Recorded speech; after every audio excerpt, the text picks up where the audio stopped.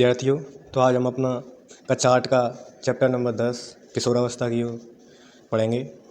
तो चलिए स्टार्ट करते हैं। आपने पिछले अध्याय में पढ़ा था कि जंतु किस प्रकार जनन करते हैं। तो ये हम जनन की जो प्रोसेस है वो हम पार्ट 9 में पहले ही पढ़ चुके हैं। मानव बहुत से अन्य जंतु एक निश्चित आयु पहुँचने के बाद जनन कर सकते हैं। यानी एक जो आयु फिक्स है उसके पहुँचने तक ही, जब तक उस आयु तक नहीं पहुँचते जो मानव या फिर कई जंतु वो क्या नहीं कर सकते, जनन। मानव किसी निश्चित आयु के बाद ही क्यों जनन कर सकते हैं, यानी अब इसका आंसर हम भी देखते हैं। इस अध्याय में हम मानव के शरीर में होने वाले क्या पढ़ेंगे, परिवर्तन के विषय में पढ़ेंगे। उसके उपरांत वह जनन हेतु सक्षम हो पाता है, यानी मानव के शरीर में ऐसे क्या परिवर्तन होते हैं जिसके कारण वो जो है कि जनन करने में क्या हो पाता है, सक्षम।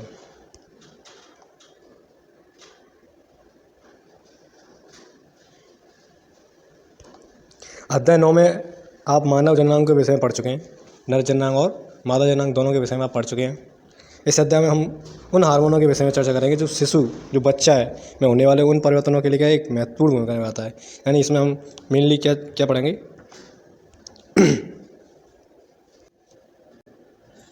हार्मोनों के विषय में पढ़ेंगे। जिनके कारण जो बच्चा बड़ा होकर क्या बनता है, एक वयस्क यानी एडल्ट। चलिए, तो अगला अपना पॉइंट है किशोरावस्था और यौवनारंभ। ये दो अपने पहला ही पॉइंट है। बूझो अपना 12वां जन्मदिन मना रहा था। मित्रों के चले जाने के पश्चात बूझो और पहली अपने माता पिता के साथ बातें करने लगे। पहली एक कन्या विद्यालय में पढ़ती है। वह हंसने लगी। उसने टिप्पणी की कि बूझो के कई मित्र जिनमें से वह 1 वर्ष बाद मिल रही थी, उनकी लंबाई एकाएक बढ़ गई है। उनमें से कुछ तो मुँह छुआने से जोकर या कार्टून नजर आ रहे थे। उनकी माँ ने समझाया कि लड़के बड़े हो गए हैं। वृद्धि, अब ये इम्पोर्टेंट लाइन है, वृद्धि जन्म के समय होने लगती है, परंतु 10 या 12 वर्ष की आयु के बाद वृद्धि में एकाएक वृद्धि तीव्रता आती है और वृद्धि साफ दिखाई देने लगती है। यानी जो वृद्धि है वो जिसकी शुरुआत है वो तो जन्म के बाद ही शुरू हो जाती है, लेकिन जो मेन रूप से वृद्धि दिखाई देने लगती है वो कब दिखाई देती है, 10 और 11 वर्ष की आयु के बाद। शरीर में होने वाले परिवर्तन वृद्धि की प्रक्रिया का वह एक भाग है। यह इस बात का संदेश देती है कि अब आप बच्चे नहीं रहे, अब आप युवावस्था में कदम रख चुके हैं। यानी अगर जो किसी को हम बच्चा कहेंगे तो उसकी जो आयु वो कितनी होनी चाहिए, लगभग 10 या 11 वर्ष। इसके बाद जो बच्चे कहलाते हैं वो क्या होते हैं, अब युवावस्था की ओर बढ़ने लगते हैं।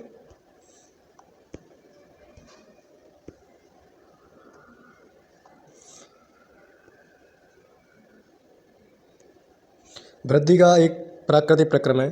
तो जो वृद्धि क्या है, प्राकृतिक प्रक्रम है, ये नेचुरल प्रोसेस है। जीवन काल की वह अवधि जब शरीर में ऐसे परिवर्तन होने लगते हैं जिसके परिणाम स्वरूप जनन में क्या दी है, परिपक्वता।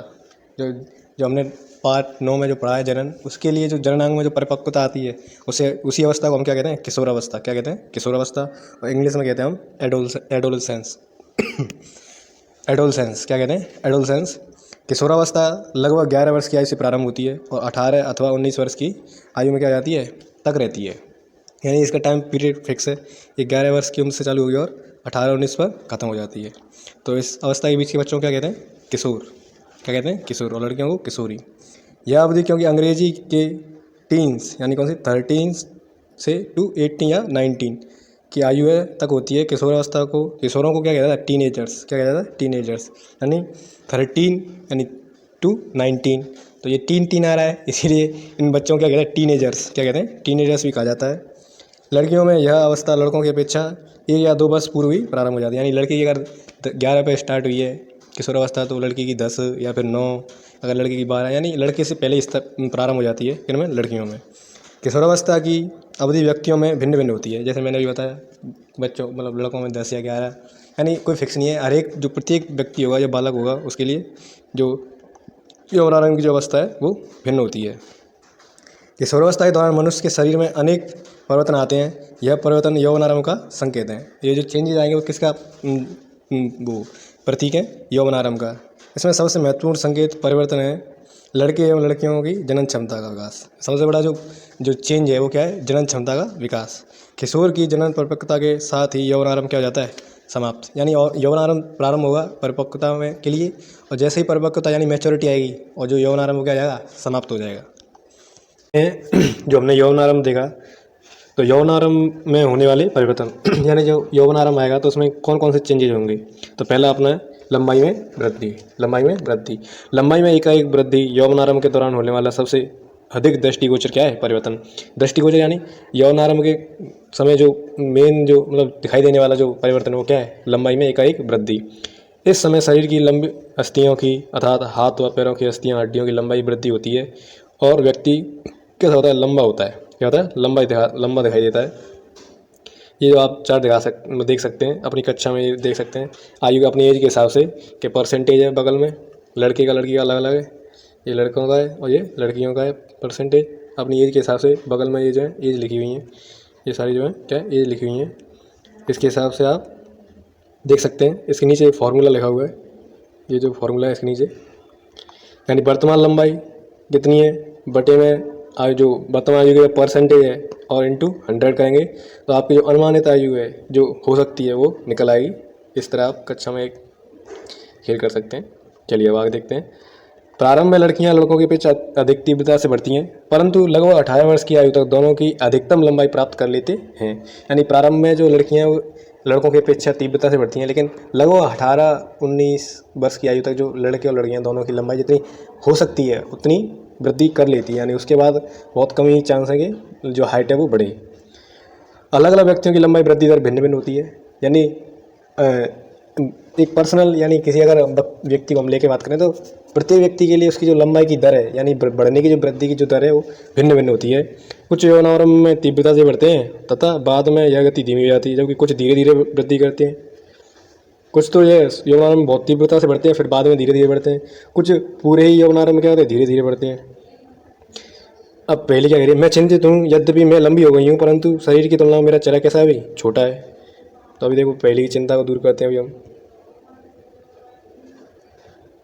पहले को चिंतित होने की आवश्यकता नहीं है। शरीर के सभी अंग समान रूप से वृद्धि नहीं करते हैं। यानी शरीर के जितने भी अंग हैं वो समान रूप से क्या नहीं करते, वृद्धि।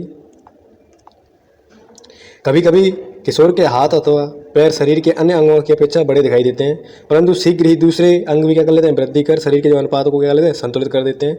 फलतः शरीर कैसा रहता है, सुडौल हो जाता है। आपने ध्यान दिया होगा किसी व्यक्ति की लंबाई आपके परिवार में किसी न किसी सदस्य के लगभग समान होगी।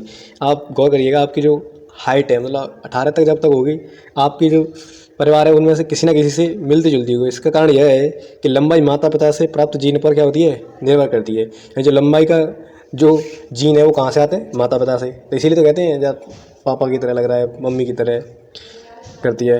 ये लंबाई माता पिता के जीन पर निर्भर करती है। परंतु वृद्धि के इन वर्षों में उचित प्रकार का संतुलित आहार, कक्षा 6 में आपने संतुलित आहार पढ़ा होगा, तो संतुलित आहार यानी भोजन भी जरूरी है। यह अस्थियों, पेशियों एवं शरीर के अन्य भागों को सही ढंग से वृद्धि करने हेतु पर्याप्त पोषण करने में क्या करता है, सहायता करता है। आप किशोर के पोषक आवश्यकताओं के विषय में इस अध्याय में आगे पढ़ेंगे। यानी कक्षा 6 में हम पढ़ चुके हैं, आप अब आगे इसमें भी पढ़ेंगे। चलिए, तो पहला तो परिवर्तन अपना हो गया क्या, शरीर में वृद्धि, और अपना दूसरा परिवर्तन है शारीरिक आकृति में क्या, परिवर्तन। अभी तो लंबाई में वृद्धि हुई है, अभी जो शारीरिक आकृतियाँ हैं, फिगर हैं, उनमें चेंजेस आएंगे। तो देखते हैं, क्या आपने ध्यान दिया है कि आपकी कक्षा के छात्रों के कंधे या सीना निचली कक्षा के छात्रों की अपेक्षा अधिक चौड़े होते हैं। इसका कारण यह है कि वे यौवनारंभ में प्रवेश कर चुके हैं। यानी जो चेस्ट वगैरह वो क्या हो जाती हैं, बढ़ने लगती हैं, जबकि वृद्धि के कारण कंधे फैलकर चौड़े हो जाते हैं। लड़कियों में कमर से निचले का भाग कैसा हो जाता है, चौड़ा हो जाता है। तो ये किसके लक्षण है, यौवनारंभ के। किसके लक्षण है, तो यौवनारंभ का। दूसरा लक्षण अपना शारीरिक आकृति में परिवर्तन। वृद्धि के कारण लड़कों की शारीरिक पेशियां लड़कियों की अपेक्षा सुस्पष्ट और गठी रह जाती है, यानी बॉडी छोटी बन जाती है लड़कों की, यानी थोड़े मजबूत दिखाई देते हैं। अतः किशोरावस्था के दौरान लड़कों और लड़कियों में होने वाले परिवर्तन अलग अलग होते हैं। यानी लड़कियों के लिए चेंजेस हैं वो अलग हैं और लड़कों के लिए जो परिवर्तन है वो क्या है, अलग हैं। चलिए आगे देखते हैं। अगला अपना तीसरा जो परिवर्तन है वो क्या है, स्वर में परिवर्तन। जो आवाज़ है वो बदलने लगती है। पहला अपना लंबाई में वृद्धि, दूसरा शारीरिक आकृति में वृद्धि मतलब परिवर्तन, और तीसरा अपना स्वर में परिवर्तन। क्या आपने ध्यान दिया है कि कभी कभी आपकी कक्षा के कुछ लोगों की आवाज़ फटने लगती है। यौवनारंभ में स्वर यंत्र अथवा इसका दूसरा नाम क्या है, लैरिंक्स में वृद्धि का प्रारंभ होता है। लड़कों का स्वर यंत्र विकसित होकर अपेक्षाकृत बड़ा हो जाता है। लड़कों को बढ़ता हुआ स्वर यंत्र गले के सामने की ओर सुस्पष्ट उभरने लगता है। जैसे आप कहते हुए देखा होगा, ऐसे कौआ निकला है, कौआ है जो उभरी हुई आकृति है, अभी आगे चित्र देखेंगे हम, दिखाई देने लगता है। जैसे हम क्या कहते हैं एडम्स एप्पल या फिर कंठमणि कहते हैं। लड़कियों में स्वरयंत्र अपेक्षाकृत कैसा होता है, छोटा होता है, अतः बाहर से सामान्य दिखाई नहीं देता। सामान्यतः लड़कियों का स्वर उच्च तारत्य होता है, यानी इनकी जो पिच होती है वो हाई होती है, यानी जो चीख निकलती है वो हाई होती है। लेकिन जो लड़कों का, जबकि लड़कों का स्वर कैसा होता है, गहरा यानी डीप होता है, उसमें बेस होता है। मेरी आवाज़ आप देख पा रहे होंगे। किशोर लड़कों में कभी कभी स्वरयंत्र की पेशियाँ अनियंत्रित रूप से वृद्धि कर जाती हैं और आवाज़ कैसी होती है, फटने या भर्राने लगती है और आवाज़ अथवा कुछ सप्ताह तक बनी रहती है, जिसके बाद सामान्य सामान्य हो जाता है। लेकिन कभी कभी आप देखो टीचर, जैसे मेरी आवाज़ है, तो मेरी आवाज़ हर टाइम ही भर आती है, क्योंकि मैं बहुत ज़्यादा बोलना पड़ता है, जिसकी वजह से जो मेरा जो स्वर यंत्र है वो अनियंत्रित रूप से वृद्धि हो चुकी है। ये आप चित्र देख सकते हैं, ये देखा होगा आपने सब कई ज़्यादातर लड़कों के। इसे क्या कहते हैं, एडम्स एप्पल। किशोरावस्था में स्वरयंत्र एडम्स एप्पल। आगे देखिए, वो जो कुछ कह रहा है, मेरे अनेक सहपाठियों की फटी आवाज़ है, अब मैं जानने गया हूँ कि उनकी आवाज़ ऐसी क्यों है। अब अपना अगला परिवर्तन क्या है, स्वेद और तेल ग्रंथियों की अत्यधिक क्या होना, क्रियाशील होना। तो किशोरावस्था में जो स्वेद और तेल ग्रंथियों का स्राव अत्यधिक बढ़ जाता है। इन ग्रंथियों की अत्यधिक क्रियाशीलता के कारण कुछ व्यक्तियों के चेहरे पर क्या हो जाते हैं, फुंसी और मुहासे होने लगते हैं। कुछ बच्चों के आपने देखे होंगे चेहरे पर बहुत ज़्यादा फुंसी और मुहासे होने लगते हैं। उसका कारण क्या है, जो स्वेद और तेल ग्रंथियाँ हैं उनमें क्या हो जाती है, उनकी जो क्रियाशीलता है वो बढ़ जाती है। किसी कारण, यौवनारंभ प्रारंभ होने के कारण। अगला अपना पॉइंट है, जनन अंगों का विकास। जनन अंगों का विकास पिछले अध्याय में यानी पार्ट 9 में हमने पहले ही पढ़ा है, मानव जनन, नर जननांग और मादा जननांग के बारे में। पिछले अध्याय में 9.1 और 9.3 चित्र दर्शाए गए हैं। मानव जननांगों का पुनरावलोकन कीजिए। यौनारंभ में नर जननांग जैसे वृषण और शिश्न पूर्णतः विकसित हो जाते हैं। वृषण से क्या निकलते हैं, शुक्राणु का उत्पादन प्रारंभ हो जाता है और लड़कियों में अंडाशय के साइज में क्या जाता है, वृद्धि हो जाती है तथा अंड परिपक्व होने लगते हैं। अंडाशय से अंडाणु का निर्मोचन भी प्रारंभ हो जाता है। ये आप देख सकते हैं, पार्ट 9 उसकी वीडियो आप चला के देख सकते हैं, फिर सारी चीज़ें आपको समझ में आने लगेंगी। अपना अगला ये पॉइंट है, लास्ट पॉइंट है, जो यौनारंभ में जो परिवर्तन होते हैं वो क्या है, मानसिक, बौद्धिक और संवेदनात्मक परिपक्वता प्राप्त होना। ये जो बच्चे मैच्योर होने लगते हैं तो उनकी जो मेंटालिटी वो चेंज होने लगती है और बुद्धि में जो संवेग और जो इमोशंस हैं वो बढ़ने लगते हैं। देखिए, किशोरावस्था व्यक्ति की सोचने के ढंग में परिवर्तन की अवधि हुई है। पहले की अपेक्षा किशोर अधिक स्वतंत्र और अपने प्रति अधिक सचेत हो जाता है, यानी अवेयर होने लगता है और सावधानी से चलता है। उनमें बौद्धिक विकास भी होता है तथा वे सोचने विचारने में काफ़ी समय लेते हैं। ऐसे ही नहीं मुँह उठा के काम करने लगते। वास्तव में किसी व्यक्ति के जीवन में यह समय क्या होता है, जब वह मानसिक मस्तिष्क की सीखने की क्षमता कैसी होती है, सर्वाधिक, यानी इस समय जो सीखने की क्षमता कैसी होती है, सबसे हाई होती है। कभी कभी यद्यपि किशोर शारीरिक और मानसिक परिवर्तनों के प्रति अपने आप को डालने का प्रयास तो करता है, लेकिन वो क्या है, अनईजी या फिर अनकम्फर्टेबल, असुरक्षित महसूस करने लगता है। क्योंकि परंतु आप किशोर होने के नाते आपको समझना चाहिए कि असुरक्षित महसूस करने की कोई बात नहीं है। ये परिवर्तन प्राकृतिक हैं जो शारीरिक वृद्धि के कारण उत्पन्न हुए हैं। तो ऐसे सब किसी को घबराना नहीं चाहिए कि ये क्या हो रहा है मेरे साथ। चलिए, तो अब अगला अपना पॉइंट है, अब ये यौवनारंभ के वो नहीं है ये, तो अब अगला पॉइंट अगला पॉइंट क्या है, गौण लैंगिक लक्षण। क्या है, गौण लैंगिक लक्षण। देखिए क्या है, आप अध्ययन 9 में पढ़ चुके कि वृषण और अंडा से जनन अंग पढ़ चुके हैं इनके विषय में। वे युग्मक अर्थात शुक्राणु एवं अंडाणु उत्पन्न करते हैं, ये भी पढ़ चुके हैं। युवावस्था में लड़कियों में स्तनों का विकास होने लगता है और लड़कों के चेहरे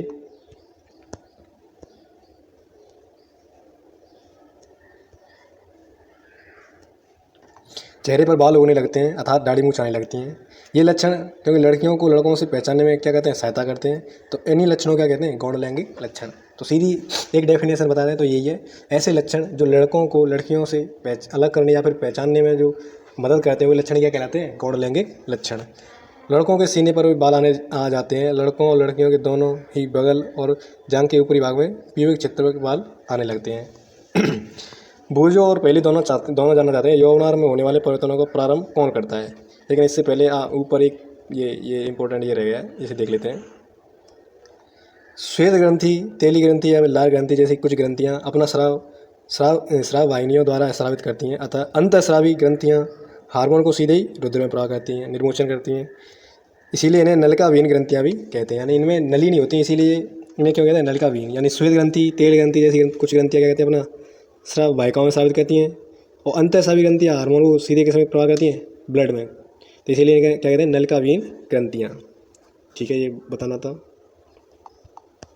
अगला पॉइंट देखते हैं।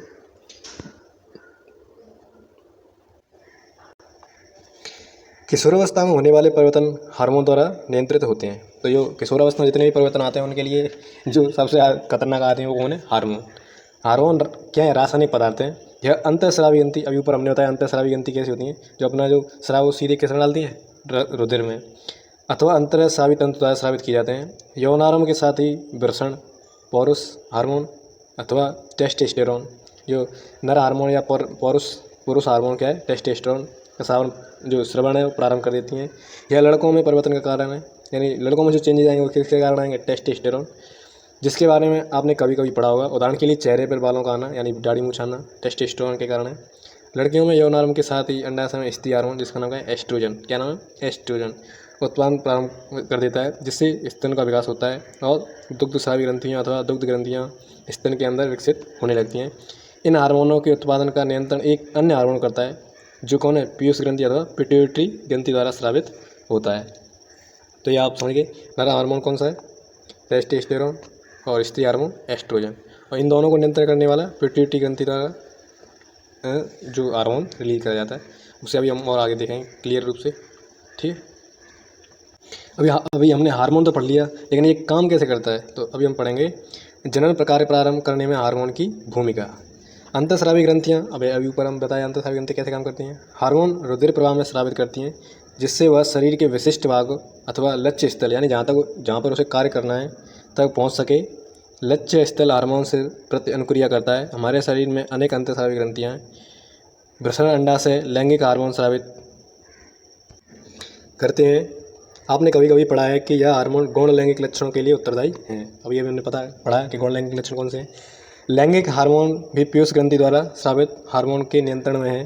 पीयूष ग्रंथि में अनेक हार्मोन स्रावित करती है। उनमें से एक हार्मोन अंडाशय में अंडाणु और वृषण में शुक्राणु के परिपक्व को क्या करता है, नियंत्रित करता है। ये आप चार्ट के माध्यम से आप समझ सकते हैं। ये देखिए, पीयूष ग्रंथि स्रावित हार्मोन जनांग और टेस्टोस्टेरोन और मादा हार्मोन एस्ट्रोजन स्रावित करने के लिए उद्दीपित करता है, पीयूष ग्रंथि से निकलने वाला हार्मोन, और ये हृदय प्रवाह में स्रावित किया जाता है। इससे शरीर के विभिन्न भागों तक पहुंचता है, लक्ष्य स्थल तक। यौनारंभ के समय शरीर के परिवर्तन को उद्दीपित करता है। ऐसे ऐसे स्टेप बाय स्टेप ऐसे चलता रहता है। अभी ये डिब्बा पढ़ते हैं। पहली ओर मुझे समझ गए कि यौनारंभ व्यक्ति में जनन अवधि का प्रारंभ है, जब व्यक्ति जनन की क्षमता प्राप्त करता है, परंतु वे जानना चाहते हैं कि क्या जनन काल एक बार प्रारंभ होने के बाद जीवन पर्यंत चल सकता है या कभी समाप्त होता है। तो चलिए इसका भी जवाब आगे लिखा हुआ है, देखिए।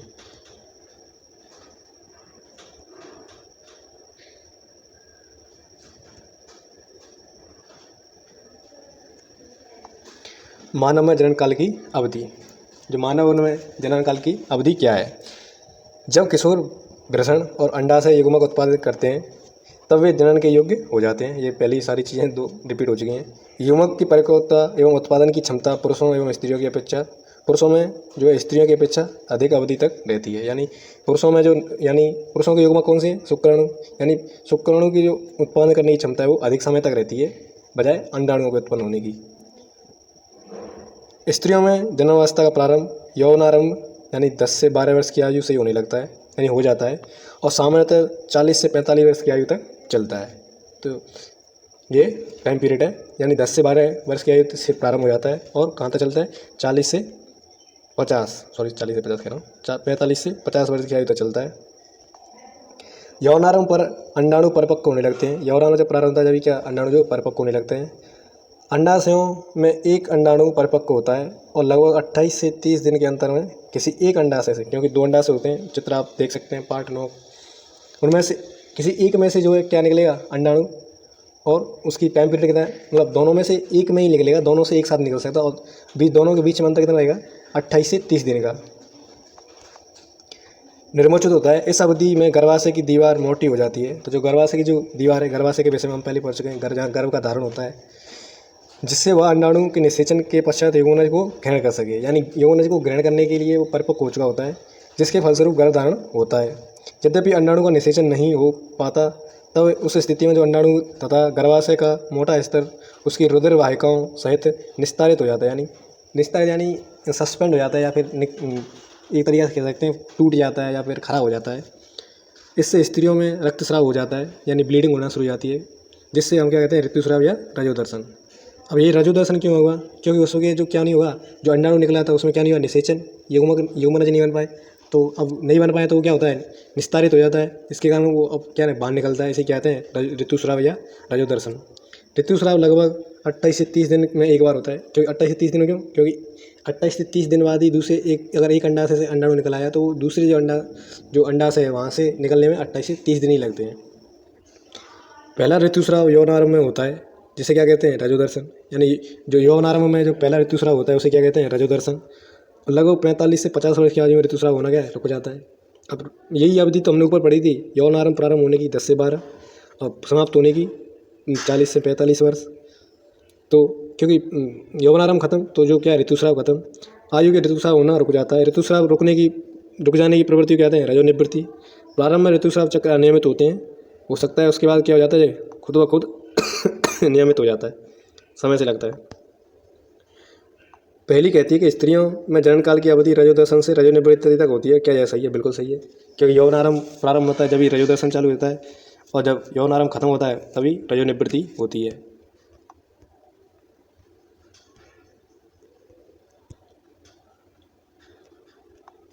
ऋतुस्राव चक्र का नियंत्रण हार्मोन द्वारा होता है। इस चक्र में अंडाणु का परिपक्व होना, इसका निर्मोचन, गर्भाशय की दीवार का मोटा होना, निषेचन न होने की स्थिति में उसका टूटना शामिल है। यदि अंडाणु का निषेचन नहीं हो जाता, अंडाणु का निषेचन हो जाता है तो वो विभाजन करता है तथा गर्भाशय के विकास के लिए स्थापित हो जाता है। जैसा कि आप पिछले अध्याय में पढ़ चुके हैं, पार्ट 9 में हमने पढ़ा है कि कैसे निषेचन होने के बाद क्या प्रक्रिया होती है। ठीक है, अब अगले वीडियो में पढ़ेंगे कि संतति का लिंग निर्धारण। ठीक है, ये पॉइंट हम अगले वीडियो में पढ़ेंगे।